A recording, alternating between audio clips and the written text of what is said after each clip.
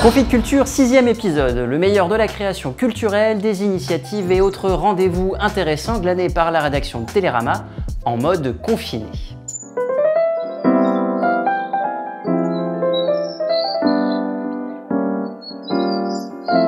Au programme cette semaine, on crée des chefs-d'œuvre avec des bouts de ficelle, on se replonge avec nostalgie dans un jeu vidéo toujours d'actualité, on ressuscite la pensée toujours actuelle de Gilles Deleuze, on invite des artistes chez soi en toute intimité et on fait plaisir à ses yeux pour la bonne cause.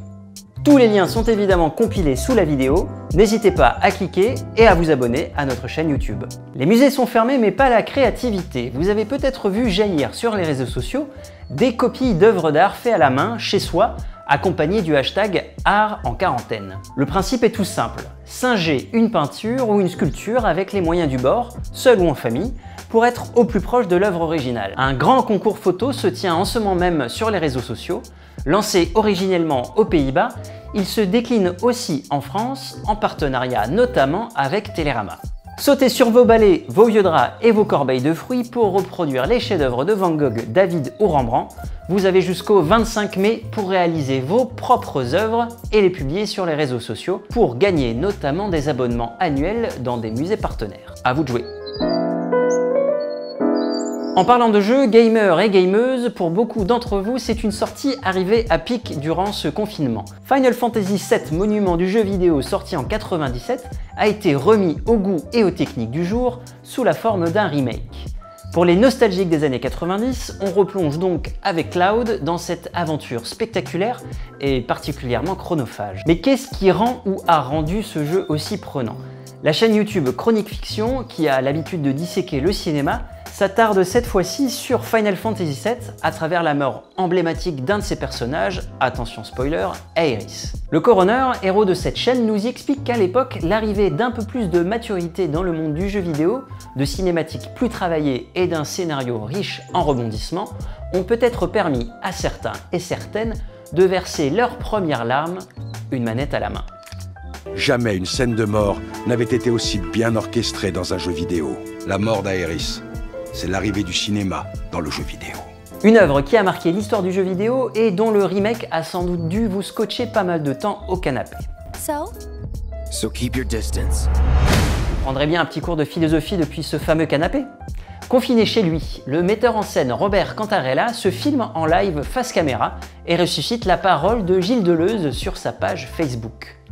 Un exercice de mimétisme entre ce metteur en scène et le penseur, mort en 95, mais dont les cours sont ici bien vivants et énoncés à la phrase près grâce à une oreillette. Dans ce monde objectif qui va décrire ce qui arrive, ou bien plutôt dans cette description objective qui va porter sur ce qui arrive objectivement dans un espace et à partir d'un constat lui-même objectif, qu'est-ce qui va connecter les parties?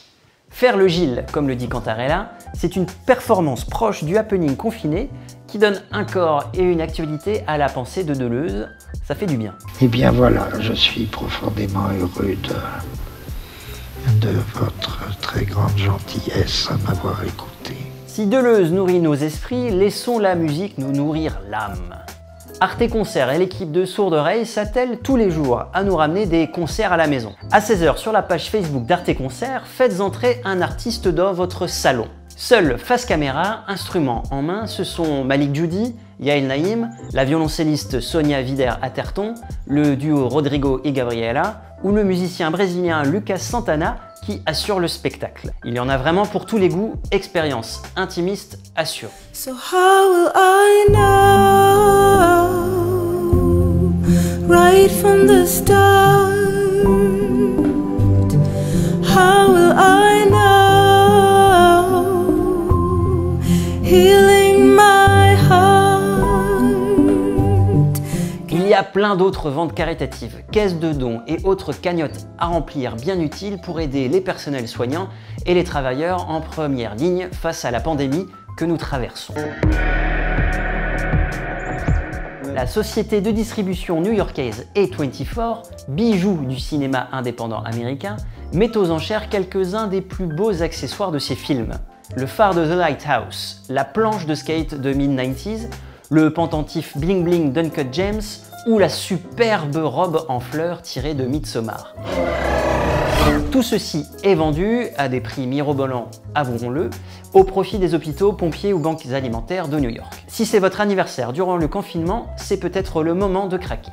C'est un régal pour les yeux et une invitation à se replonger dans les films siglés A24. C'est tout pour Confit de Culture cette semaine. Retrouvez les liens sous la vidéo, abonnez-vous à la page de Télérama. Je vous laisse, je dois aller surenchérir sur la robe en fleurs de Midsommar. Je vous souhaite encore du courage et de la force, c'est bientôt fini. À bientôt dans mon salon et dans Confit de Culture. Salut!